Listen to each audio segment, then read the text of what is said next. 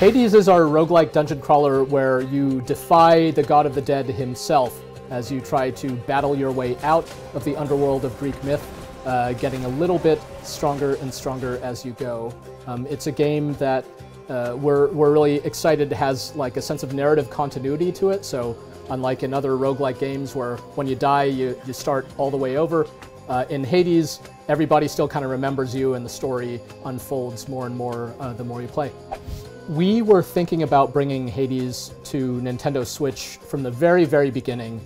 I think we just kind of imagined that it might be the sort of game that would work really well on the Switch, just from the kind of easy to grasp controls. But I think we did think that Hades would lend itself well. There's even kind of an intimacy in a way that is different from, you know, when you're in your living room, and we want to make games where you actually feel like you're getting closer to the characters.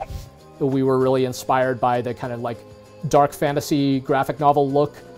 You know, the shadows are like pitch black. It's the underworld, so it's a dark looking game, despite having a lot of warmth at the heart of the game. And our art director, Gen Z, who also does all the character art in the game, I think she is one of the most talented art directors in games, period. And I'm incredibly honored to work with her. And I think her and our small art team accomplishes incredible stuff. And the first one of these reads, okay, I should try Hades. The second okay has 4 A's. And I kind of like that because I think as more and more people started saying nice stuff, the folks out there who are maybe a little bit on the fence or more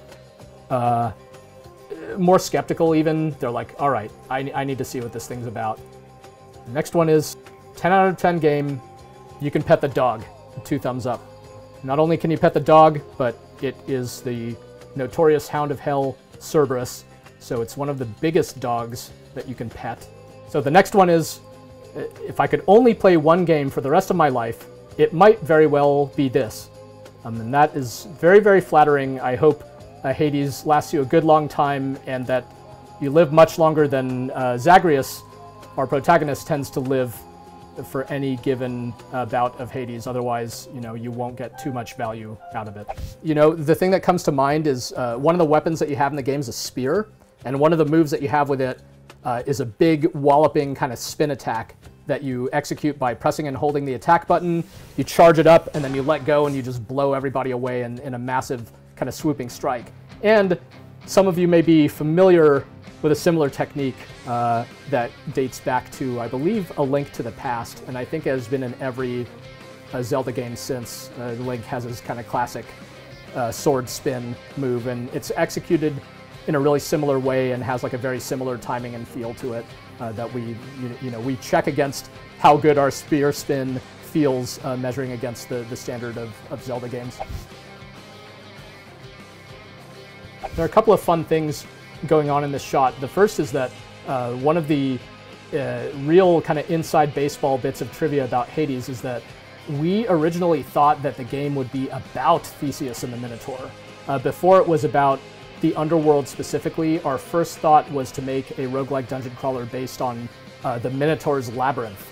And once that wasn't going quite according to plan, we had the brighter idea of making it about the son of Hades instead. But I'm really, really glad that Theseus and the Minotaur found their way into our game after all.